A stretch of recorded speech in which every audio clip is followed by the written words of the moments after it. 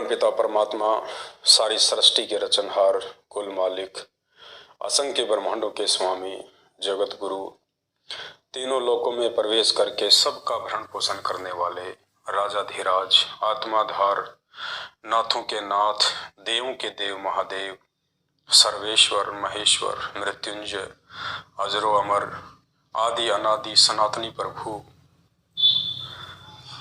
जगत पिता जगदीश्वर, 1008 की उपाधि के वास्तविक अधिकारी, शब्द स्वरूपी राम, अकाल मूर्ति, राजेश्वर, परम दयालु, सर्वशक्तिमान, संत श्रोमणी सतगुरु रामपाल जी परमेश्वर जी के चरण कमल में देश विदेश से हम सभी सत्सेवक भाई बहनों का अनंत कोटि दंडवत प्रणाम। सत्सारी भाई और बहनों, सतगुरुदेव जी की विशेष मेहर और उनकी दया इस कलयुग की पिछली पीढ़ी में आप और हम सभी भाई बहनों के ऊपर, और प्रार्थना करते हैं परमपिता परमेश्वर जी से कि उनकी ये दया, उनका ये प्यार भरा आशीर्वाद आप और हम सभी भगत भाई बहनों पे इसी प्रकार से बना रहे। पुण्यात्माओं, आज बहुत सारे भाई बहनों का फोन आया जो कि सात संगतियों से जुड़ते चले जा रहे हैं, क्योंकि जितने भाई सात संगतियों से टूटे थे उनके 10 गुना ज्यादा तो सात संगतियों में वापस जुड़ चुके हैं। अगर 100 व्यक्ति सात संगति से टूट के गए हैं तो परमात्मा ने 500 व्यक्ति, 1000 व्यक्ति तो जोड़ दिए हैं। वो नए भाई बहन जो सात संगति की वीडियो देखते हैं, जो नीर खीर का निबेरा करते हैं कि भाई सतगुरुदेव जी की असली भक्ति कहाँ है, सतगुरुदेव जी के मिशन में असली मर्यादा, असली आचरण, असली भक्ति विधि कहाँ है। हम इस मार्ग में ड्रामे करने के लिए नहीं जुड़े। ये रैलियां तो हमने कांग्रेस बीजेपी की पहले बहुत निकाल ली। ये समोसे कचौरी और लड्डू जलेबी के चक्कर में हम राजनेताओं के दिन पीछे रात दिन भटकते रहते थे। अरे इस मार्ग में आने के बाद भी वही आचरण हमसे करवाया जा रहा है तो भक्ति कहाँ है। और सत्संग तो फिर सब सुनते ही हैं, उनको भी पता है कि संत रामपाल जी ने अपने सत्संगों में किन किन चीजों के लिए आदेशित किया हुआ है। तो जो समझदार आत्मा होगी, जो ज्ञानी आत्मा होगी, जो अधिकारी हंस होंगे, वो तो नीर खीर का निबेरा तुरंत कर लेंगे। कहे कबीर सोए जन मेरा, जो नीर खीर का करे निबेरा। तो बहुत सारे भाई बहन जो रोजाना सैकड़ों की संख्या में सात संगतियों से जुड़ रहे हैं, तो कुछ एक भाई बहनों के दास के पास में फोन आए और उन्होंने कहा कि भगत जी, क्या हमें गरीबदास जी महाराज जी का बोध दिवस नहीं मनाना चाहिए? इन आश्रमों में तो उनका बोध दिवस मनाया जा रहा है, रैलियां निकाली जा रही हैं, शोभा यात्रा निकाली जा रही है। दास ने कहा, भाई वो शोभा यात्रा नहीं है, वो भगत खुद की शव यात्रा निकाल रहे हैं। वो भगत शोभा यात्रा नहीं निकाल रहे, वो महापुरुष किसी की शोभा के भूखे नहीं है। ये तो मनमाना आचरण करके लोग अपनी खुद की शव यात्रा निकाल रहे हैं, जो आने वाले समय में उनके साथ में बीतेगी। तो उन्होंने कहा कि भगत जी, कोई ऐसा प्रमाण जिससे कि हमारी आत्मा इस बात को स्वीकार कर ले कि वास्तव में हमने गरीबदास जी महाराज जी का बोध दिवस नहीं मनाना चाहिए। तो परमात्मा ने दया बख्शी, किसी भगत भाई ने दास को एक वीडियो भेजा और उस वीडियो में हमारे पूज्य गुरुदेव सतगुरु रामपाल जी भगवान ने स्पष्ट रूप से मना कर दिया है गरीबदास जी का बोध दिवस मनाने के लिए। और वैसे भी पुण्यात्माओं, जो इस भक्ति मार्ग को समझ चुके होंगे, जो गुरुदेव के मिशन को समझ चुके होंगे कि 27 साल से परमात्मा इतना अनमोल ज्ञान देके हम आत्माओं से क्या चाहते हैं, वो हमें कैसा बनाना चाहते हैं, सतलोक जाने के लिए, पूर्ण मोक्ष प्राप्ति के लिए हमारे अंदर कौन कौन से पतिव्रता धर्म के लक्षण होने चाहिए, किस प्रकार से हम सतगुरु को हम प्रसन्न कर सकते हैं, कैसे हम उनको रिझा सकते हैं, कौन कौन सी वो क्रियाएं हैं, उस आत्मा को तो इन ऑडियो वीडियो की भी जरूरत नहीं पड़ेगी। वो तो वैसे ही समझ जाएंगी कि गरीबदास जी से हमारा क्या नाता। और उनकी जो जो वाणियां हमारे मतलब की थी वो गुरुदेव ने हमारे को इस पवित्र भक्ति बोध पुस्तक में लिख दी हैं, या और भी यदि अन्य कोई वाणियां थी तो परमात्मा ने अपने सत्संगों में उन वाणियों को हमें समझा दिया है। बाकी हमें गरीबदास जी महाराज जी से या उनकी शकल से, उनकी फोटो से, उनकी सूरत से, उनकी रैलियों से, उनकी शोभा यात्रा से, उनके बोध दिवस से उस आत्मा को कोई लेना देना नहीं है जिस आत्मा को इसी जन्म में मोक्ष प्राप्त करना है।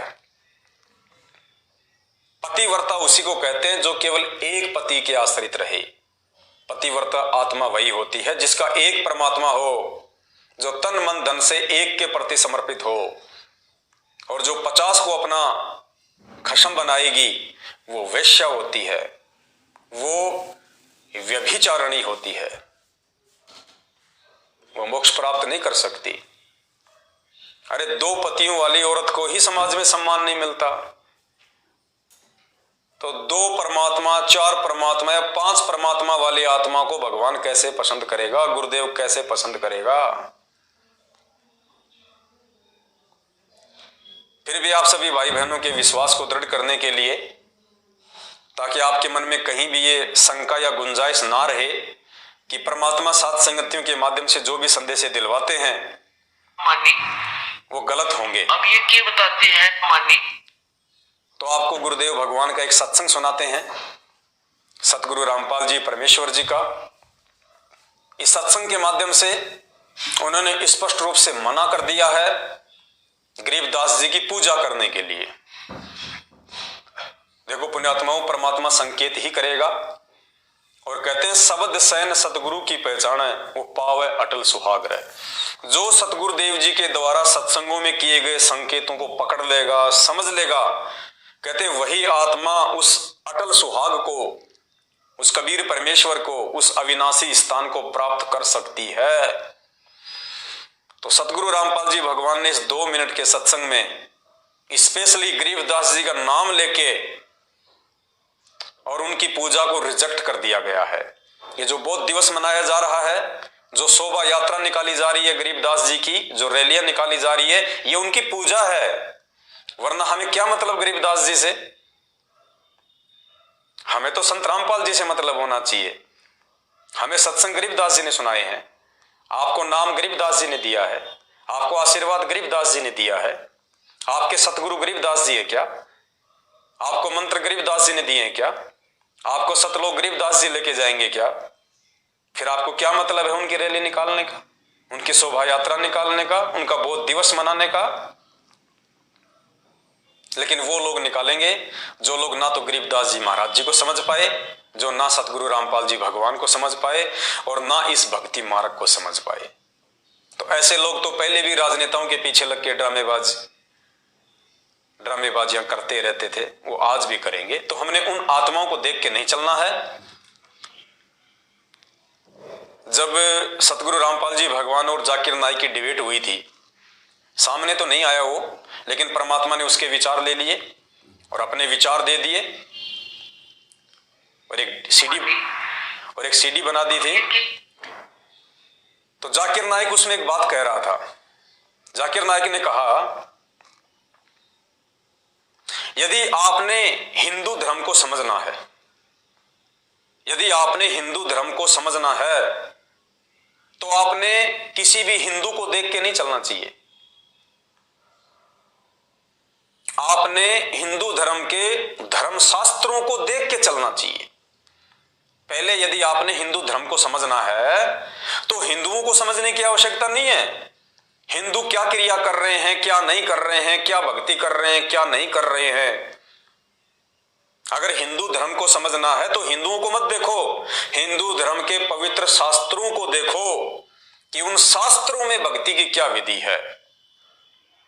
इसी प्रकार यदि आपने मुसलमान धर्म को समझना है तो मुस्लिमों को देख के मत चलो, मुस्लिमों को मत देखो कि वो क्या पूजा कर रहे हैं, क्या इबादत कर रहे हैं, किसके आगे वो सिजदा कर रहे हैं। अगर आपने मुसलमान धर्म को समझना है तो आपने मुसलमान धर्म के पवित्र ग्रंथों को समझना पड़ेगा कि कुरान शरीफ में, कुरान मजीद में, तौरेत में, जबूर में भक्ति के विषय में क्या दिशा निर्देश है।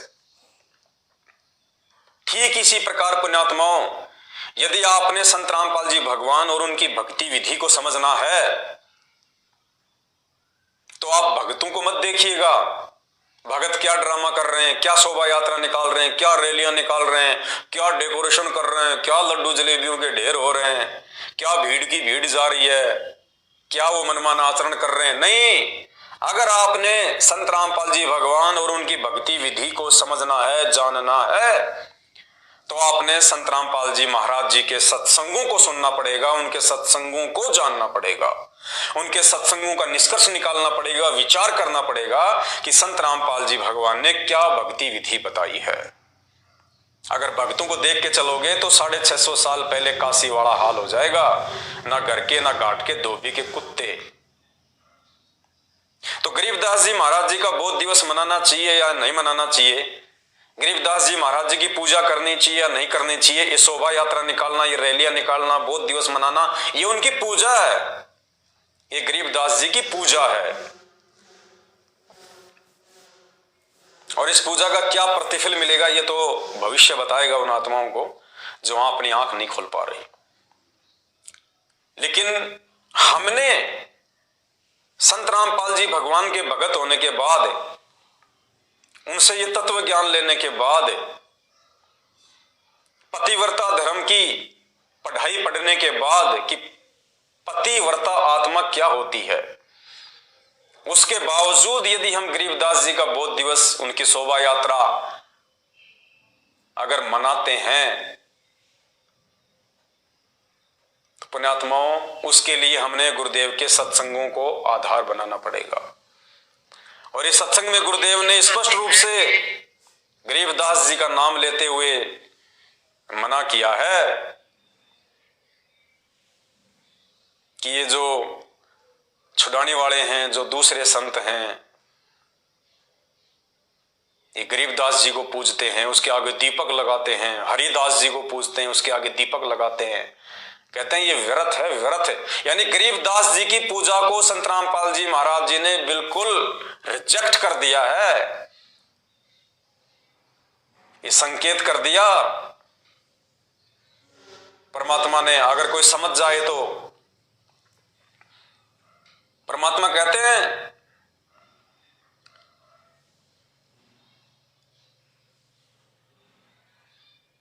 मुर्दियों सेती प्रीत लगावे, ना जाने सतगुरु मेरे नु। इस सत्संग के अंत में संत रामपाल जी भगवान ने गरीबदास जी को मुर्दे की संज्ञा दी है, मुर्दे की। यानी जो वर्तमान में जो संत शरीर में नहीं है उसको संत रामपाल जी भगवान ने मुर्दे की संज्ञा दी है, गरीबदास जी और हरिदास जी का नाम लेते हुए, कि उन मुर्दों की पूजा करने से, उन मुर्दों को पूजने से कुछ नहीं मिलेगा। वैसा ही संत कोई जिंदा हो उसकी शरण में जाओ, तब तुम्हें वो लाभ मिलेंगे। अब उस गरीबदास जी की पूजा करने से या गरीबदास जी की फोटो के आगे दीपक लगा के पूजा करने से गुरुदेव कह रहे हैं कोई लाभ नहीं है। ये संकेत कर दिया परमात्मा ने। अगर कोई ज्ञानी आत्मा समझ जाए तो क्या कह रहे हैं गुरु जी, गरीबदास जी और हरिदास जी का नाम लेते हुए कि उनकी पूजा व्यर्थ है, तो पुण्यात्माओं फिर इन आश्रमों में क्या हो रहा है? ये गरीबदास जी की पूजा की जा रही है बोध दिवस मना के। ये काल भगवान की सूक्ष्म चाल है, आपका समय, आपकी सांसें और आपका धन बर्बाद करवाने की। पुण्यात्माओं समय रहते समझ जाओ, नहीं तो ये काल भगवान ऐसी चोट मारेगा, ऐसी चोट मारेगा, जिंदगी में उठ नहीं पाओगे कभी। सुन लीजिए ध्यान से। तो अब ये क्या बताते मानी, तो अब ये क्या बताते हैं कि संसारी की गल्ला जिन ना बुद्ध शब्द गहरे नु और मुर्दा से ती प्रीत लगावे ना जाने सतगुरु मेरे नु। अब जैसे अब कोई हरिदास ने पूजा, कोई गरीबदास ने पूजा है, और कोई किताब बालाजी जा है, कोई किताब और। अब पुण्यात्माओं या कोई गांव में बाबा रहा होगा, उसकी मंडी बना रहे, उसने पूछे। अब जैसे संत गरीबदास जी महाराज या हरिदास जी थे, तो उस समय जो उनके संग में रहे, उन्होंने उनको वो ज्ञान दिया, भक्ति दी, आशीर्वाद दिया और उनको लाभ दिया। अब जैसे अब वो चले गए, अब उनकी मंडी बनाकर, उनका यादगार बनाकर वहां पूजर जो इतला के मिलेगा उनसे नहीं। अब जैसे कोई वैद्य था और वो वैद्य नाड़ी देखकर और बता देता बीमारी को, रोग को, और बढ़िया औषधि देकर स्वस्थ कर देता था, बिल्कुल ठीक है।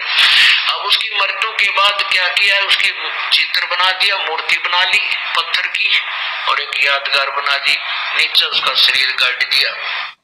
अब वहां जाते हैं, जावे कोई उस वैद्य के पास और माथा टेक कर उसकी आरती करे, मेरा रोग काटते, मेरा रोग काटते, तो ना बोला पत्थर। वो वैद्य जो था, ऐसा ही वैद्य जीवित ढूंढना पड़ेगा और वो रोग काटेगा। ऐसे ही परमात्मा यही बताना चाहते हैं कि जैसे वो संत थे गरीबदास और हरिदास जी जैसे, या तेरे गांव में जोड़ा बाबा जो पहले था, इसे संत जिंदे ढूंढने पड़ेंगे, तब उनका लाभ होगा, इन मुर्तियां तो कुछ ना हो। ठीक है, क्या कह रहे हैं परमात्मा, समझाने के लिए उदाहरण दे रहे हैं कि संसारी दी गल्ला चिन्हे ना बूझे शब्द जो गहरे नो, संसारी दी गल्ला चिन्हे ना बूझे शब्द जो गहरे नो, मुर्दों से ती प्रीत लगावे न जाने सतगुरु मेरे नो, मैं तो दे दी बालम बैरे नो, मैं तो दे दी है बालम बैरे नो। श्वेत छतर शेर मुकुट। संभाजी महाराज जी ने मुझे कबीर साहिब जी के सिंहासन के पास। पुण्यात्माओं, भले आप साध संगति में देखा देखी में आ गए, कहते ना कि अंधेरे में तीर लग गया। भले ही आप साध संगति में शुरू में देखा देखी में जुड़े थे, लेकिन आपका वो अंधेरे में फेंका गया तीर बिल्कुल सटीक निशाने पे लगाया परमात्मा ने। साध संगति ही एकमात्र वो मार्ग है पूरे विश्व में जिसके माध्यम से संत रामपाल जी भगवान अपनी आत्माओं को सतलोक के लिए तैयार कर रहा है, क्योंकि पतिव्रता धर्म पे केवल साध संगत से जुड़ी हुई आत्माएं ही हैं। दास ने आपको पहले भी कहा था कि गरीबदास जी महाराज जी का आश्रम में बौद्ध दिवस मनाना, कबीर जी का आश्रम में प्रगट दिवस मनाना, ये गुरु जी की मजबूरियां थी, क्योंकि वो खुद नहीं कह सकते कि मैं ही गरीबदास था और मैं ही कबीर था और आज भी मैं ही कबीर हूं। वो ना कह सकते ना वो कहेंगे। उन्होंने ज्ञान इसीलिए दिया है कि जो अधिकारी आत्मा होगी वो मेरे संकेतों को समझ जाएगी। बाकी सत्संगों में उन्होंने गरीबदास जी को, कबीर जी की फोटो को, सबको रिजेक्ट कर दिया है। ये आपका सौभाग्य है कि आप साध संगति से जुड़े हुए हैं, क्योंकि पतिव्रता धर्म वाली भक्ति केवल साध संगति में ही मिलेगी। जो संत रामपाल जी भगवान के अलावा दूसरे किसी को नहीं मानते और ना किसी को जानते। हमें गरीबदास जी की वाणियों से मतलब है, गरीबदास जी की फोटो से, उनकी रैलियों से, उनकी शोभा यात्रा, उनके बौद्ध दिवस से कोई मतलब नहीं हमारे को। हमें गरीबदास जी की वाणियों से मतलब है, और वाणियों से भी इसीलिए मतलब है कि हमारे पूज्य गुरुदेव जी ने हमें उनकी वाणियों को पढ़ने का आदेश दिया हुआ है। नित्य नियम का गुटका बनाया हुआ है, सत्संगों में जिक्र किया है। अन्यथा हमें तो गरीबदास जी की वाणियों से भी कोई लेना देना नहीं। हमें तो हमारे गुरुदेव भगवान और उनके सत्संग ही काफी हैं उतारने के लिए। तो इस सत्संग में संत रामपाल जी भगवान ने स्पष्ट रूप से मना कर दिया, सीधा सीधा गरीबदास जी का, हरिदास जी का नाम लेके उनको मुर्दे की संज्ञा दे दी कि उन मुर्दों की पूजा करने से अब कुछ नहीं मिलेगा। कोई हरिदास पूजे, कोई गरीबदास पूजे, कोई बालाजी पूजे। यानी हनुमान जी की भक्ति की श्रेणी में गुरुदेव ने गरीबदास जी की वर्तमान में यदि कोई साधना कर रहा है, कोई रैली, पूजा, शोभा यात्रा, बोध दिवस मना रहा है, तो परमात्मा ने हनुमान जी की श्रेणी में गरीबदास जी को लाके खड़ा कर दिया। चाहे हनुमान पूज लो, चाहे गरीबदास पूज लो, बराबर है। स्पष्ट मना कर दिया गुरुदेव ने। एक बार फिर से सुन लो, बुखार ज्यादा है महाराज आश्रम के पास ले गए तो उतर जाए। मानी तो अब ये बताते हैं कि संसारी की गल्ला चिन्ह ना बुझे सब जो गहरे नु और मुर्दे से ती प्रीत लगावे ना जाने सतगुरु मेरे नु। अब जैसे अब कोई हरिदास ने पूजा, कोई गरीबदास ने पूजा है, और कोई किताब बालाजी जा है, कोई किताब और अब पुण्यात्माओं या कोई गांव में बाबा रहा होगा, उसकी मंडी बना रहे, उसने पूजा। अब जैसे संत गरीबदास जी महाराज या हरिदास जी थे, तो उस समय जो उनके संग में रहे, उन्होंने उनको वो ज्ञान दिया, भक्ति दी, आशीर्वाद दिया और उनको लाभ दिया। अब जैसे अब वो चले गए, अब उनकी मंडी बना कर, उनका यादगार बनाकर वहां पूजा जो इतलावा के मिलेगा उनसे नहीं। अब जैसे कोई वैद्य था और वो वैद्य नाड़ी देखकर और बता देता बीमारी को, रोग को, और बढ़िया औषधि देकर स्वस्थ कर देता था, बिल्कुल ठीक है। अब उसकी मृत्यु के बाद क्या किया है, उसकी चित्र बना दिया, मूर्ति बना ली पत्थर की और एक यादगार बना दी, नीचे उसका शरीर काट दिया।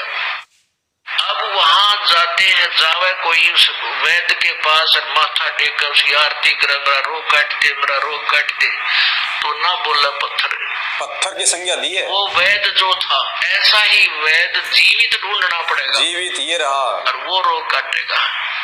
ऐसे ही परमात्मा यही बताना चाहते हैं कि जैसे वो संत थे गरीबदास और हरिदास जी जैसे, या तेरे गांव में जोड़ा बाबा जो पहले था, इसे संत जिंदे ढूंढने पड़ेंगे, तब उनका लाभ होगा। इन मुर्दियों तो कुछ ना हो, मुर्दियों से कुछ नहीं होगा। कह रहे हैं परमात्मा समझाने के लिए उदाहरण दे रहे हैं कि संसारी दी गल्ला चिन्ह ना बूझे शब्द जो गहरे नु।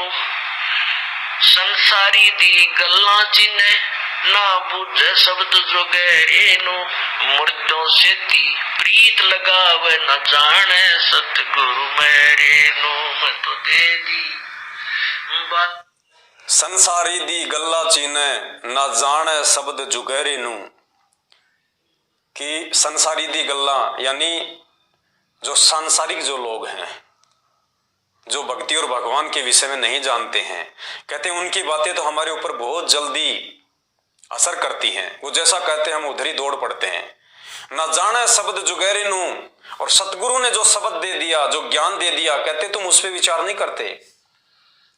पुण्यात्माओं, भक्ति मार्ग में संत रामपाल जी भगवान से जुड़ने के बाद अगर कोई उनका भगत उनको परमात्मा नहीं मानता है, तो वो भी सांसारिक की ही श्रेणी में है। तो हमें जो भी भगत भाई बहन हमें कह देते हैं, हम उन्हीं के पीछे दौड़ पड़ते हैं। चलो रे, गरीबदास जी की शोभा यात्रा निकलेगी, उसके बाद में लड्डू जलेबी खाएंगे, हाँ, और कबीर जी का प्रकट दिवस है, और फलाने का बोध दिवस है। कहते हैं तुम उन संसारी लोगों की बातों में बहक रहे हो, काल तुम्हें बहका रहा है। वो संसारी ही हैं जिन्होंने संत रामपाल जी का नाम ले लिया, लेकिन ज्ञान को आधार नहीं बनाया। वो लोग भगत होके संसारी हैं। कहते हैं उनकी बातों का तो तुम्हारे ऊपर बहुत जल्दी असर हो जाता है। और ना बूझ जाए शब्द जुगहरे नू, लेकिन एक मिनट भी विचार नहीं करते कि गुरुदेव के क्या आदेश है इस विषय में। गरीबदास जी का बोध दिवस मनाने के विषय में गुरुदेव के क्या आदेश है, क्या दिशा निर्देश है, सत्संगों में क्या समझाया है परमात्मा ने। क्या गरीबदास जी का बोध दिवस मनाने से, गरीबदास जी को पूजने से मेरा भला होगा?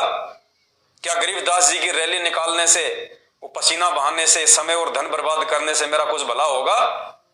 या सतगुरु रामपाल जी भगवान के घर बैठ के शांति से भक्ति करने से मेरा भला होगा? तो कहते हैं संसारी दी गल्ला चिल्ले ना जाने शब्द जुगहरे नू, और मुर्दियों से ती प्रीत लगावे न जाने सतगुरु मेरे नू। तो परमात्मा ने गरीबदास जी महाराज जी को मुर्दे की संज्ञा दे दी है।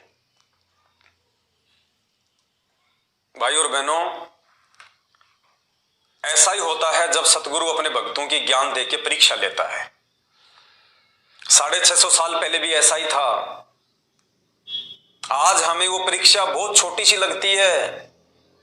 आज हम सोचते हैं यार कैसे मूर्ख बन गए उस समय लोग। उन्होंने कैसे विश्वास कर लिया कि यार कबीर जी हाथी पे बैठ के शराब पिएंगे, वैश्या के ऊपर हाथ रख के ऐसा सब कुछ करेंगे। आज हमारी समझ में आ रही है, लेकिन उस समय वो परीक्षा देने वाले आप और हम ही थे, कोई और नहीं थे। हम ही थे।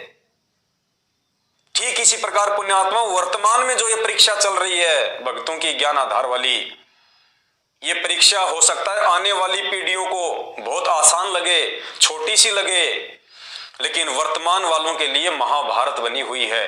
वो डिसीजन ही नहीं ले पा रहे 650 साल पहले की तरह कि हम क्या करें क्या ना करें, जबकि ये डिसीजन लेने के लिए परमात्मा ने हमें अक्षर ज्ञान युक्त किया, हमें शिक्षा दी, हमें सभी धर्मशास्त्रों का अध्ययन करवाया, रातों को जाग जाग के 27 साल से सत्संग किए, फिर भी हम डिसीजन नहीं ले पा रहे। हम 2 मिनट रुक के ये सोच नहीं रहे कि यार ये जो बंदा कह रहा है, ये भगत जो कह रहा है, ये सही है गलत है, हमें क्या करना चाहिए क्या नहीं करना चाहिए। इतना सोचने का समय भी काल भगवान ने नहीं छोड़ रखा। बुद्धि इतनी ऑफ कर रखी है। और कोई समझाने का प्रयास करता है तो उसकी तो माननी नहीं। ये तो हमने सौगंध खा रखी है कि हम किसी की सुनेंगे ही नहीं।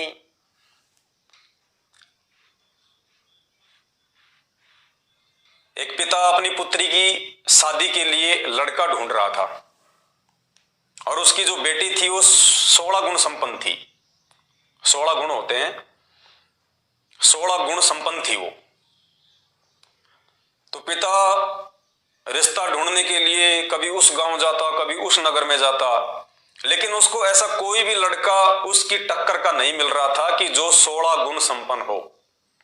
और लड़की ने कह दिया था कि पिताजी मैं तो शादी उसी से करूंगी जो सर्वगुण संपन्न हो, 16 गुण संपन्न हो। बड़ी समस्या आ गई बाप के सामने। काफी कुछ प्रयास किया, नहीं मिला। अंत में एक गांव में एक परिवार मिला जिसमें एक लड़का था जिसमें 14 गुण थे। 16 तो नहीं थे, उसके अंदर 14 गुण थे। वो 14 गुण संपन्न था। तो बाप ने कहा कि भाई एक बार बेटी से पूछ लेता हूं। तो बेटी के पास आया और कहा कि बेटी देख, मैं बहुत दुखी हो चुका हूं, परेशान हो चुका हूं, और बड़ी मुश्किल से मेरे को एक लड़का मिला है जो 14 गुण संपन्न है। और बेटी मुझे तो मिल नहीं रहा, तेरे को कोई मिले तो तू देख ले। तो बेटी ने कहा, सोचा कि बाप भी बहुत ज्यादा दुखी हो गया, परेशान हो गया।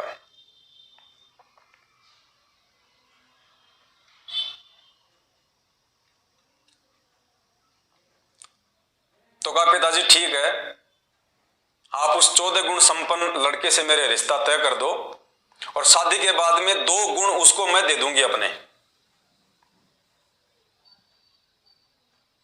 1 गुण उसको मैं दे दूंगी अपना, तो हम दोनों जो है 15-15 गुण संपन्न हो जाएंगे। तो कहा ठीक है भाई, रिश्ता तय कर दिया, शादी हो गई। अब शादी होने के बाद में लड़की ने सोचा कि लो भाई इसको वो 1-2 गुण में अपने दे देती हूं इसको। तो लड़की ने पूछा जी आप 14 गुण संपन्न हो? बोले जी हाँ।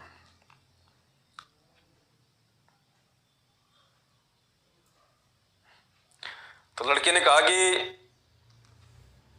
2 गुण में दे देती हूं आपको।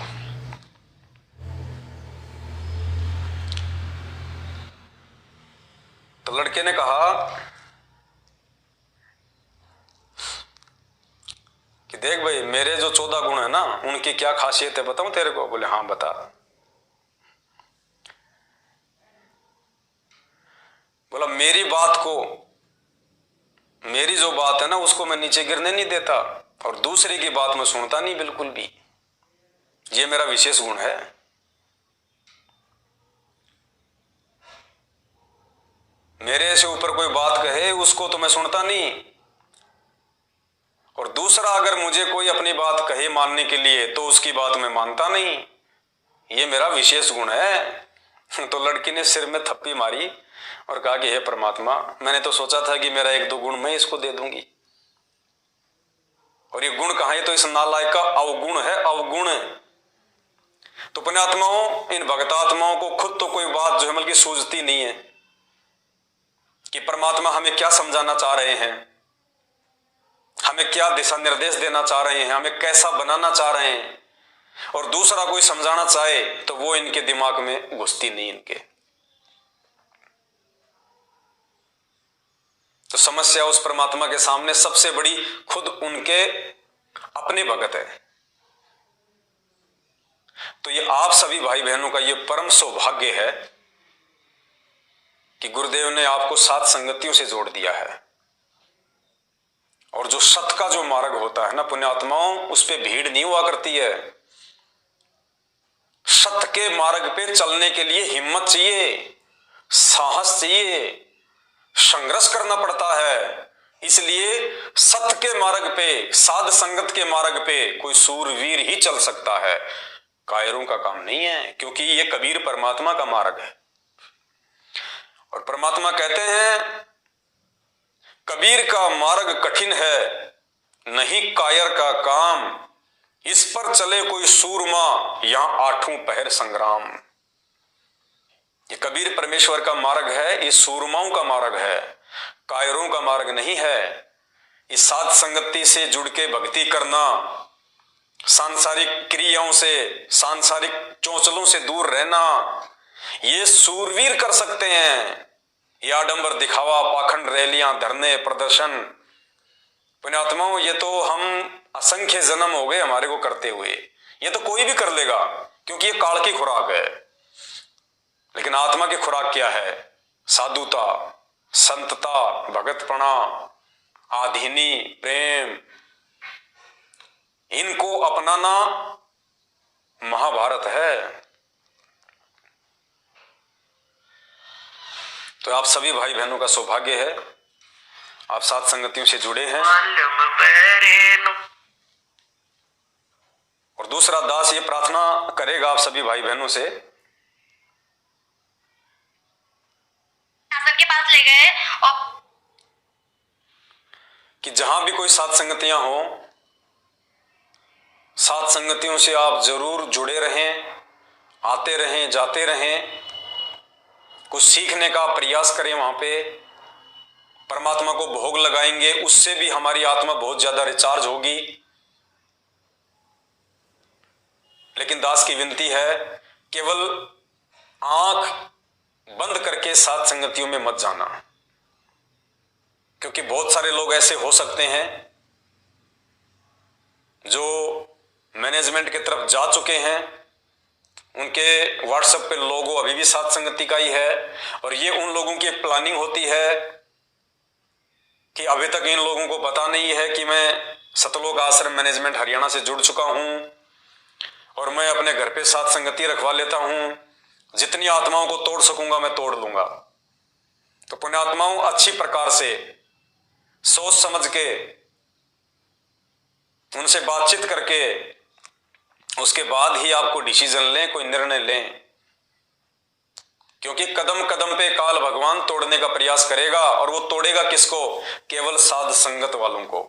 क्योंकि काल भगवान की खुराक अगर उसके मुख से निकाली जा रही है तो केवल सात संगतियों में। तो काल भगवान का दुश्मन इस दुनिया में या तो सात संगत वाले हैं या फिर सतगुरु रामपाल जी भगवान है। बाकी तो सब काल के अंडर में है, सब काल के अंडर में है, सब काल की ही खुराक तैयार कर रहे हैं, आत्माओं से उल्टी भक्ति करवा के, मनमाना आचरण करवा के। तो काल उनको नहीं छेड़ेगा। उनको तो उनके जो कर्म हैं, आज जो बीज वो बो रहे हैं, जब वो काटने का समय आएगा तब उनको पता चलेगा कि हमने गेहूं बोया था या भांग बोई थी। और हमारे पड़ोसी हमको कितना समझा रहे थे कि भाई जो तू बीज बीज रहा है ना, ये गेहूं का नहीं है, ये मक्का का नहीं है, ये भांग का बीज है, भांग। और मत बो ये बीज, तू भूखा मरेगा, तेरे बच्चे भूखे मरेंगे। लेकिन वो नहीं माना। और जब वो फसल तैयार हुई, वो बाल आई, तब पता चला कि ये तो भांग का पौधा था। लेकिन उस समय तक तो समय ही निकल चुका होता है। अब दोबारा से वो फिर 2-4 महीने बाद में फिर दोबारा से वो गेहूं का बीज नहीं बीज सकता, क्योंकि बिजाई का समय निकल चुका है। तो पुण्यात्माओं, परमात्मा खुद धरती पे है, स्वयं ये कबीर परमेश्वर है, स्वयं ही तत्वदर्शी संत है, ये खुद ही गरीबदास है, ये खुद ही कबीर साहिब है। हमने केवल इन्हीं का प्रकट दिवस मनाना है और किसी से हमने कोई लेना देना नहीं होना चाहिए। हमारा तन मन धन सब इन्हीं के श्री चरणों में समर्पित होना चाहिए। हमें एकमात्र इन्हीं से उम्मीद होनी चाहिए, एकमात्र इन्हीं से हमारे को आस होनी चाहिए। अब संध्या आरती में पढ़ते हो, तारेंगे तारेंगे तहतीक सतगुरु तारेंगे, यानी हम सतगुरुदेव जी से ही हम ये उम्मीद लगा रहे हैं कि इस काल के लोक से सतगुरुदेव जी हमारे को पार करेंगे, हमारे को तारेंगे। तो फिर गरीबदास जी का बोध दिवस कहां से आ गया बीच में? कबीर जी का प्रकट दिवस कहां से आ गया बीच में? जब आपके गुरुदेव आपको पार करेंगे और आप उन्हीं से प्रार्थना कर रहे हो, फिर औरों को पूजने की आवश्यकता क्या है? औरों को खुश करने की आवश्यकता क्या है? औरों को मनाने की आवश्यकता क्या है? आपने किसके साथ फेरे लिए? अपने पति के साथ या उन लोगों के साथ में? पुण्यात्माओं, ये पतिव्रता धर्म की भक्ति नहीं कर रहे लोग, ये व्यभिचारणी भक्ति हो रही है, व्यभिचारणी भक्ति। और कोई सूरमा ही समझ पाएंगे इस खेल को। ये काल भगवान के द्वारा जो भयंकर षड्यंत्र रचा जा रहा है आत्माओं को रोजाना भक्ति मर्यादाओं से दूर करके अपने मुख में लाने का, इसको कोई बिरले, कोई सूरमा ही पहचान पाएंगे। हमारे गुरु, हमारे भगवान, हमारे परमात्मा संत रामपाल जी हैं। उनके अलावा हम किसी का नहीं मनाएंगे। ना हमने फालतू में हमारे गुरुदेव को प्रसन्न करने के लिए ये चाइनीज लाइटों की डेकोरेशन करनी है, ये दिखावा है, पाखंड है। ना हमारे गुरुदेव ने कभी की और ना हमारे गुरुदेव को ये पसंद है। अरे भगवान कोई रंग बिरंगी लाइटों से थोड़ी प्रसन्न होगा। रंग बिरंगी लाइटों से तो दुनिया भर के जीव प्रसन्न हो सकते हैं कि यार बहुत अच्छा आश्रम है यार, ठीक है यार, यहां तो आनंद सा आता है, ठीक है। दुनिया को हम आकर्षित कर सकते हैं, लेकिन भगवान लाइटों से आकर्षित नहीं होता, चाइनीज लाइटों से। भगवान आकर्षित होगा, भगवान प्रसन्न होगा उसकी मर्यादाओं में रह के भक्ति करने से। हमारे अंदर साधुता के लक्षण आने चाहिए, भगत के लक्षण आने चाहिए, दास के लक्षण आने चाहिए। मर्यादा में रह के हम भक्ति करेंगे, तब हमें परमात्मा प्रसन्न करेगा, चाहेगा। और तब सतगुरु की एक विशेष मेहर ऑटोमेटिक उस भगत के पास पहुंच जाएगी। एक मेहर निकलती है परमात्मा के अंदर से। गुरुदेव ने बताया सत्संग में कि जब तक तुम्हें वो मेहर नहीं मिलेगी बात नहीं बनेगी। और मेहर कब मिलेगी? जब हम गुरुदेव के दिखाए रास्ते पे चलेंगे। तो ये स्वयं परमात्मा इस धरती पे आए हुए हैं। अगर फिर भी किसी को विश्वास नहीं है, एक छोटा सा इंटरव्यू है जो मैंने तो लिया नहीं, सतलोक आश्रम मैनेजमेंट हरियाणा वालों ने लिया है। उन्होंने अपने यूट्यूब चैनलों पे डाला है, वो ही टीवी चैनल पे चलाते हैं, लेकिन वो समझ नहीं पाते कि ये कह क्या रहे हैं, परमात्मा इनके मुख से शब्द क्या निकलवा रहे हैं। जब रामानंद जी को परमात्मा मिले, परमात्मा विचार करना, भगवान ऐसे नहीं मिलेगा हमारे को, परमात्मा ऐसे प्रसन्न नहीं होगा, हमारे अंदर ये दृढ़ता ऐसे नहीं आएगी। पुण्यात्माओं, आज तक विचार करना इस बात पे, आज तक भक्ति इतिहास में जिन जिन भगत आत्माओं को मोक्ष प्राप्त हुआ है, उनको कैसे मोक्ष प्राप्त हुआ है? उनको जो सतगुरु आके मिला था, जिसने नाम दिया था, ज्ञान दिया था, वो खुद परमात्मा था। यानी उन आत्माओं का सतगुरु और उन आत्माओं का भगवान एक ही था। तब उन आत्माओं ने मोक्ष प्राप्त किया। और जब तक ऐसा हमारे साथ नहीं होगा, हम मोक्ष प्राप्त नहीं कर सकते। उन सभी आत्माओं ने गुरु को और भगवान को एक ही माना, दो नहीं माना। और आज हमें ये बातें समझाने के लिए गुरुदेव ने उन आत्माओं का सहारा लिया, उन कथाओं का सहारा लिया। कैसे? आदरणीय धर्मदास जी को परमात्मा कबीर साहब सतलोक से चल के जिंदा महात्मा के रूप में मथुरा में मिले, और कुछ समय बाद में उन्होंने गरीबदास जी को नाम दे दिया, उनको धर्मदास जी को नाम दे दिया। धर्मदास जी के सतगुरु कौन थे? कबीर जी। और भगवान कौन थे? वो ही कबीर जी जिन्होंने धर्मदास जी को आके नाम दिया। और इस बात को प्रमाणित करने के लिए धर्मदास की आत्मा को जिंदा महात्मा के रूप में उनका गुरु सतलोक लेके जाता है। और सतलोक में धर्मदास जी ने देखा कि वहां पे सिंहासन पे एक महापुरुष बैठा हुआ है। थोड़ी देर बाद में जो नीचे से जो धर्मदास जी के जो सतगुरु गए थे वो पहले से विराजमान परमात्मा पे चवर कर रहे हैं। तो धर्मदास ने सोचा कि ये जो नीचे से जो आया है मेरे साथ में, मेरा गुरु, ये तो यहाँ का कोई नौकर है। भगवान तो ये है जिसपे मेरा गुरु चवर कर रहा है। धर्मदास ऐसा सोच ही रहा था। इतने में वो परमात्मा जो था जिसको धर्मदास समझ रहा था वो तो वहां से उठा और जो नीचे से जो धर्मदास की आत्मा को लेके गया था उनका गुरु, वो सिंहासन पे जाके बैठ गया। और धर्मदास ने देखा, ये क्या, ये जो मेरे साथ नीचे से गया था ये सिंहासन पे बैठ गया। और वो पहले से जो भगवान मान रहा था धर्मदास, वो खड़ा होके धर्मदास के सतगुरु के ऊपर चवर कर रहा है। और देखते ही देखते थोड़ी देर में वो चवर करने वाला भगवान धर्मदास जी के सतगुरु देव जी के अंदर समा गया जो नीचे से गया था। और अकेले धर्मदास जी के सतगुरु ही उस अनंत कोटि ब्रह्मांड के सिंहासन पे, सतलोक के सिंहासन पे बैठे हैं। धर्मदास जी के तो आंखें फट गई। ओहो, ये भगवान है जिसने नीचे आके मुझे नाम दिया, मुझे ज्ञान दिया, ये सतलोक का राजा, ये भगवान। धर्मदास ने खुशी मनाई कि मेरा तो भगवान भी एक और मेरा तो गुरु भी एक। और वापस धर्मदास की आत्मा को नीचे भेजा और धर्मदास को विश्वास हो गया कि गुरु में और भगवान में कोई अंतर नहीं है।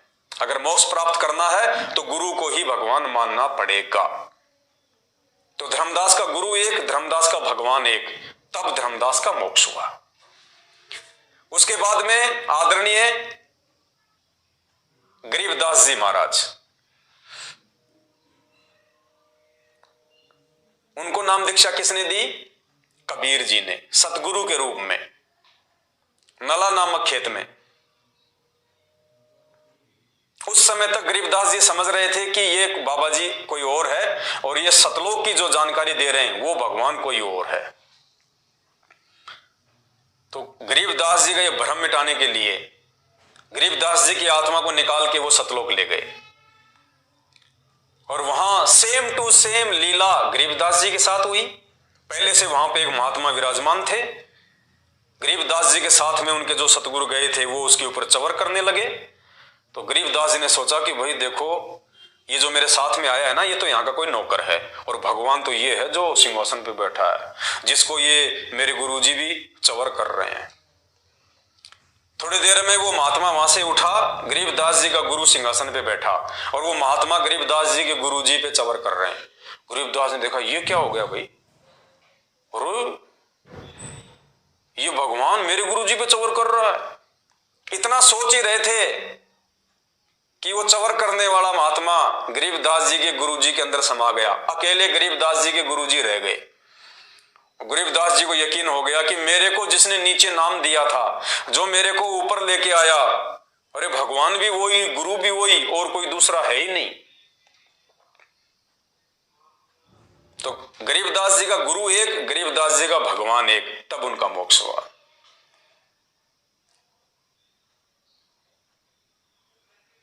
दादू जी को परमात्मा मिले, सतगुरु रूप में आके नाम दिया, फिर उनकी आत्मा को सतलोक ले गए। उनके साथ भी सेम रिहर्सल हुई। फिर दादू जी ने देखा कि मेरा तो गुरु भी एक और मेरा तो भगवान भी एक, उनका मोक्ष हुआ। घीसा जी को परमात्मा 5 साल की उम्र में मिले खेकड़ा में, उनके साथ भी यही हुआ। उन्होंने भी सतलोक में यही सब कुछ देखा और उनको भी पक्का यकीन हो गया कि मेरा तो गुरु भी एक और मेरा तो भगवान भी एक। मलुकदास जी के साथ भी यही हुआ, उनको भी परमात्मा सतलोक ले गए, सारी लीला वही हुई। मलुकदास जी को भी विश्वास हो गया कि जो मुझे नीचे आके सतगुरु रूप में मिला, जिसने मुझे नाम दिया, ज्ञान दिया, सतलोक में भी वही परमात्मा बैठा हुआ है, अपने शरीर को हल्का करके आता है।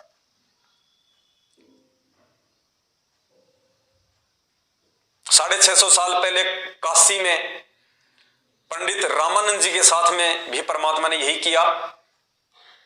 नीचे से उनकी आत्मा को ले गए, सारे ब्रह्मांड दिखाए, सतलोक में ले गए और सतलोक में सेम टू सेम यही लीला हुई।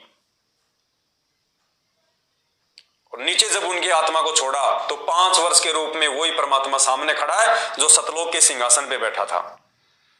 तो रामानंद जी को पक्का यकीन हो गया और रामानंद जी ने क्या कहा, दहू ठोर है एक तू, दहू ठोर है एक तू, कि परमात्मा दोनों जगह, ठोर मानी जगह और दहू मानी दो, दोनों जगह आप ही हो। दहू ठोर है एक तू और भया एक से दोए, और गरीब दास हम कारणे तुम आए हो मगजोए, कि परमात्मा सतलोक में भी आप और नीचे भी आप ही हो, दोनों जगह पे आप ही हो। और हमारे लिए, हमें काल के जाल से बाहर निकालने के लिए आपने अपना यह रूप धारण किया है। तो पुण्यात्माओं, आज से पहले जिन जिन संतों का, महात्माओं का परमात्मा हमें उदाहरण देते हैं, जिनको परमात्मा ने सतलोक दिखाया, और सतलोक देखने के बाद में उन पुण्यात्माओं ने विचार किया कि भगवान भी वही और गुरु भी वही। और उन आत्माओं का मोक्ष क्यों हुआ? क्योंकि जिस सतगुरु ने उनको नाम दिया था वो खुद ही भगवान था। और दूसरा, उन आत्माओं ने भगवान देखा ही नहीं फिर अपने गुरु के अलावा, क्योंकि जब अपनी आंखों से सब कुछ देख लिया उन्होंने, उसके बाद उनके मन में किसी दूसरे के लिए जगह नहीं थी, किसी के लिए जगह नहीं थी। अरे कहानी तो उनको भी सुनाया करते थे गुरुजी। क्या धर्मदास जी को उन्होंने द्वापर में अपनी कथा नहीं सुनाई कि द्वापर में धर्मदास वो परमात्मा करुणा में ऋषि के रूप में आया था, त्रेता में वो परमात्मा मुनिंद्र ऋषि के रूप में आया था, और धर्मदास सतयुग में वो परमात्मा सत्सुकृत उनके नाम से आया था, और भाई इस कलयुग में मेरे को भेज दिया। अपने आप को छुपाया करते थे। क्या धर्मदास को उन्होंने कथा नहीं सुनाई? क्या दादू जी को उन्होंने कथा नहीं सुनाई? सबको सुनाई। लेकिन उन आत्माओं का मोक्ष कब हुआ? जब उन्होंने गुरु और भगवान को एक मान लिया। तो पुण्यात्माओं, आज यदि हम गुरु और भगवान को एक नहीं मानेंगे तो हमारा मोक्ष कैसे हो जाएगा? इम्पॉसिबल, हो ही नहीं सकता। जब तक हम उन महापुरुषों की तरह अपना व्यवहार, अपना आचरण, अपना पतिव्रता धर्म को नहीं संभालेंगे, जब तक हम गुरु और भगवान को एक नहीं मान लेंगे। अब आज 8 सितंबर को तो ये लोग गुरु जी का जन्मदिन मनाते हैं, और अब जून के महीने में दाढ़ी मूंछ वाली फोटो को भगवान मान के उसका प्रकट दिवस मनाते हैं। अरे दो तो छोड़ो, गरीबदास जी को और घुसेड़ दिया बीच में, 3 भगवान हो गए, 3।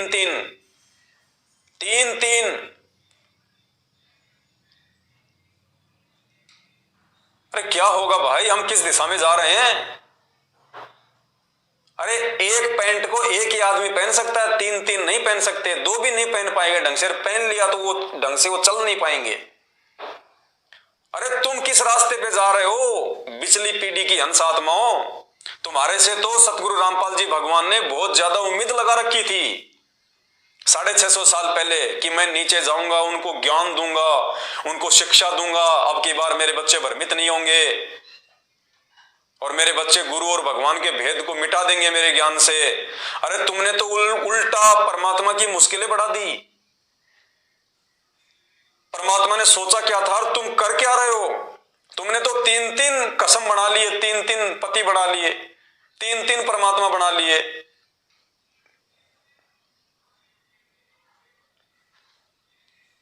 पुण्यात्माओं, अब आपको बताते हैं कि वो परमात्मा एक है या 2 है, मुझे कभी और वो परमात्मा खुद नहीं बताएगा। आज ये बात है, आज सतगुरु रामपाल जी भगवान वैसा ही बताएंगे जैसा वो पहले वाली आत्माओं को बताया करते थे। जैसा उन्होंने धर्मदास को बताया कि धर्मदास वो परमात्मा तो कोई और है, मैं तो उसका संदेशा लेके आया हूं। गरीबदास जी को भी ये कहते थे कि वो परमात्मा तो कोई और है, मैं तो उसका संदेशवाहक हूं। आज भी यही कह रहे हैं कि वो कबीर परमात्मा तो कोई और है, मैं तो उसका दास हूं, उसका संदेशवाहक हूं। लेकिन अपनी आत्माओं के माध्यम से परमात्मा संकेत भी करवा रहे हैं, हमारी आंखें भी खोल रहे हैं कि मैं उसका दास हूं या फिर ये पूरी दुनिया मेरी दास है। अब जो घटना उन पहले वाले महापुरुषों के साथ में घटी, जो सतलोक गए, अपनी आंखों से देखा, कि सतलोक के सिंहासन पे केवल अंत में वो एक ही परमात्मा रह गया। वो घटना परमात्मा ने इस आत्मा को भी दिखाया। इस बहन की आत्मा को परमात्मा सतलोक लेके गए। सतलोक में परमात्मा ने वही रिहर्सल इस आत्मा को करवाई, दिखाई, फिर नीचे छोड़ा ताकि ये अपना इंटरव्यू देके और ज्ञानी आत्माओं के विश्वास को और ज्यादा जो है उदृढ़ कर दे। तो पुण्यात्माओं, ये विश्वास परमेश्वर साध संगत से जुड़ी हुई आत्माओं का दृढ़ करवाने के लिए इस प्रकार के इंटरव्यू दिलवाते हैं। वरना जिसने इंटरव्यू दिया उसको भी नहीं पता कि मैं क्या बोल रही हूं। और जो लाखों लोग उन टीवी चैनलों पे इंटरव्यू सुनते हैं लेकिन मनमान आचरण कर रहे हैं, उनको नहीं पता कि बहन क्या बोल रही है, क्या शिक्षा दे रही है। ये शिक्षा आप समझ पाओगे, ये शिक्षा को आप पकड़ोगे, क्योंकि मोक्ष आपने करवाना है। भगवान ने आप लोगों को छांट के अपने हीरे मोतीलाल के रूप में इस कलयुग की पिछली पीढ़ी में जिन आत्माओं को भगवान ने मोक्ष देना ही देना है, उन्हीं आत्माओं का परमात्मा विश्वास दृढ़ करेगा। तो सुनना है बहन क्या कह रही है, गुरु और भगवान अलग अलग होते हैं या फिर एक ही होते हैं? सतगुरु रामपाल जी भगवान खुद कबीर परमेश्वर है या कबीर जी का भेजा हुआ दास है? रामपाल जी महाराज जी ने मुझे कबीर साहिब जी के सिंहासन के पास ले गए और वहां पर बंदी जो गुरु रामपाल जी महाराज जी कबीर साहिब के सिंहासन के साइड में खड़े हो गए और मैं उनके सामने। अच्छा, बहन को लेके कौन गया? संत रामपाल जी भगवान इनकी आत्मा को सतलोक के सिंहासन पे लेके गए। जैसे गरीबदास जी का गुरु लेके गया था, धर्मदास जी का गुरु लेके गया था, मलुकदास जी का गुरु लेके गया था, ऐसे इस बहन को भी इसका गुरु लेके गया संत रामपाल जी भगवान। और क्या दिखाया? कबीर साहिब के सामने खड़ी। रामपाल जी महाराज जी ने मुझे कबीर साहिब जी के सिंहासन के पास ले गए और वहां पर बंदी जो गुरु रामपाल जी महाराज जी कबीर साहिब के सिंहासन के साइड में खड़े हो गए और मैं उनके सामने कबीर साहिब के सामने खड़ी थी। तो क्या हुआ, देखते ही देखते क्या हुआ कि बंदी छोड़ सतगुरु रामपाल जी महाराज कबीर साहिब के शरीर में समा गए और फिर अकेले कबीर परमात्मा रह गए। फिर कबीर परमात्मा का शरीर बंदी छोड़ सतगुरु रामपाल जी महाराज जी के रूप में चेंज हो गया। फिर बंदी छोड़ सतगुरु रामपाल जी महाराज जी कबीर साहिब के रूप में चेंज हो गए। फिर तब मुझे वहां पर समझ आया कि जो बंदी छोड़ सतगुरु रामपाल जी महाराज जी हमारे बीच यहाँ धरती पर रह रहे हैं, यही खुद कबीर परमात्मा है और यही भगवान है जिसे मैं बचपन से तलाश रही। अपने आत्मा मैं तो नहीं कह रहा, ये मैंने तो इंटरव्यू नहीं दिया, ना मैंने इंटरव्यू लिया। इंटरव्यू देने वाले सतलोक आश्रम मैनेजमेंट हरियाणा से जुड़े हुए हैं, इंटरव्यू लेने वाले सतलोक आश्रम मैनेजमेंट हरियाणा वाले हैं। मैं तो आप लोगों को दिखा रहा हूं कि भगवान की पहचान कर लो, सतगुरु को पहचान लो, इसे परमात्मा का कोई दास समझ के भूल मत करना। ये खुद साक्षात धरती पे परमेश्वर उतरे हुए हैं और एकमात्र इन्हीं की पूजा करने से, इन्हीं का प्रकट दिवस मनाने से, इन्हीं के आगे भोग लगाने से, इन्हीं के बताए अनुसार भक्ति विधि करने से हमारा मोक्ष होगा। गरीबदास जी की शोभा यात्रा निकालने से, संत रामपाल जी का बोध दिवस मनाने से, कबीर जी दाढ़ी मूंछ वाले का प्रकट दिवस मनाने से और लड्डू जलेबी के चक्कर में धक्के खाने से मोक्ष कभी जिंदगी में नहीं होगा। अपना इतना बड़ा बिगाड़ कर लोगे, इतना बड़ा बिगाड़ कर लोगे, दोबारा इसकी भरपाई नहीं हो पाएगी। ये एक बार समय हाथ से निकल गया, काल भगवान साइड में गधा बना के छोड़ देगा, फिर कोई लेना देना नहीं है। तो दास की तो हाथ जोड़ के विनती है आप सभी भाई बहनों से, केवल समझा सकते हैं आप सबको, मानना या ना मानना ये आपके ज्ञान आधार और आपके भक्ति संस्कारों के ऊपर निर्भर करेगा। जब तक परमात्मा ने सांसें दे रखी है तब तक हम संदेश देते रहेंगे, भाई बहनों को जगाते रहेंगे, गुरु को ही भगवान साबित करते रहेंगे, आपको परमेश्वर के लिए दृढ़ करते रहेंगे। और जब तक ये दृढ़ता हमारे अंदर नहीं आएगी, जब तक हम अपनी अंतरात्मा से, दिलो दिमाग से इस बात का निष्कर्ष नहीं निकाल लेंगे कि सतगुरु रामपाल जी ही खुद कबीर परमात्मा है, खुद भगवान है, इनके अलावा दूसरा धरती पे कोई नहीं है और इनके अलावा किसी का भी बोध दिवस मनाना तो उनका भी नहीं, हमने गुरुदेव का भी बोध दिवस नहीं मनाना है, सिवाय उनके प्रकट दिवस के 8 सितंबर के। और अन्य दूसरे संतों का ये बोध दिवस मनाना, उनका प्रगट दिवस मनाना, पुण्यात्माओं बहुत भयंकर चाल काल भगवान अपने ही भगत भाई बहनों के माध्यम से तुम्हारे को ठगने के लिए चल रहा है। अगर समय रहते उस चंगुल से बाहर निकल जाओगे तो निकल जाओगे, और मुझे पता है इस बात का भी पुण्यात्माओं कि सभी नहीं निकल पाएंगे। परमात्मा कहते हैं गुरुपद सेवै बिरला कोई, जहां पर कृपया साहिब की होई। गुरुपद को तो कोई बिरला ही जान सकता है, पहचान सकता है। गुरुदेव के बताए अनुसार भक्ति कोई बिरला ही करेगा। खोकापुर में काग मिले दिन दोई रे, अरबू में कोई हंस हमारा होई रे। ये संसार विघन की घाटी, कोई निकलेगा बिरला सूर। पुण्यात्माओं कोशिश करो उन बिरला सूरवीरों में आप शामिल हो जाओ। कोशिश करो, अंतिम समय तक आपने ये पतिव्रता भक्ति करनी पड़ेगी। गुरु के अलावा कोई दूसरा भगवान है, दिलो दिमाग से इस बात को डिलीट कर देना और साध संगति से जुड़े रहना। साध संगति से हटे, काल भगवान कहां जाके पटकेगा समझ में भी नहीं आएगा। और ये परमात्मा इतनी जल्दी हिसार जेल से बाहर नहीं आने वाला। तांडव मचेगा, तांडव। और ये जितने भी लोग साध संगति रूपी हाथी से नीचे उतर के गए, इनके तो कहीं अते पते भी दिखाई नहीं देंगे आपको। अते पते भी क्या होते हैं। सौभाग्य यदि कोई रो पीट के वापस आ गया तो साध संगति में, अन्यथा ये वहां नहीं टिकने वाले, क्योंकि वहां पे आत्मा की खुराक नहीं है। और इन लोगों को आत्मा की खुराक खाने का जो चस्का है वो लग चुका है। ये लोग वहां पे नहीं टिक सकते।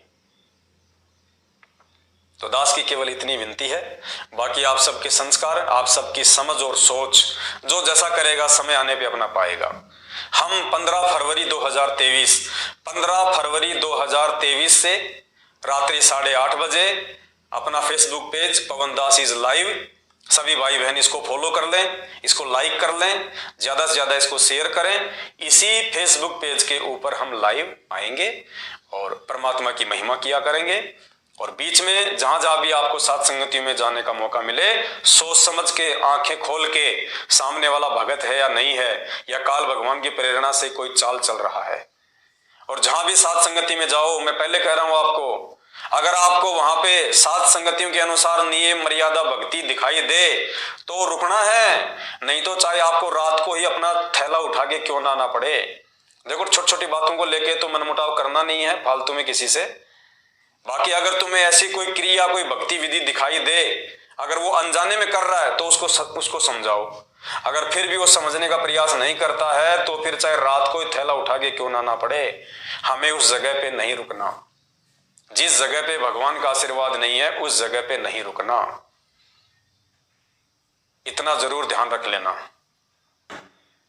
बस दास की इतनी सी विनती है। बीच में फिर लाइव आएंगे, लेकिन 15 मार्च, दास ने 15 फरवरी बोल दिया ना, उसके लिए दास माफी चाहता है। 15 मार्च 2023, यानी ये जो महीना चल रहा है ना, इसी महीने में आज 1 मार्च है। हम 15 मार्च 2023 को रात्रि 8:30 बजे ज्ञान गंगा के ऊपर लाइव आएंगे। और बीच में यदि आवश्यकता पड़ी, कोई संदेशा सभी भाई बहनों को देना पड़ा तो हम जरूर देंगे। बस इतनी सी विनती है। कोई गलती हो तो दास को क्षमा करना। बंदी छोड़ सदगुरु रामपाल जी भगवान की जय हो।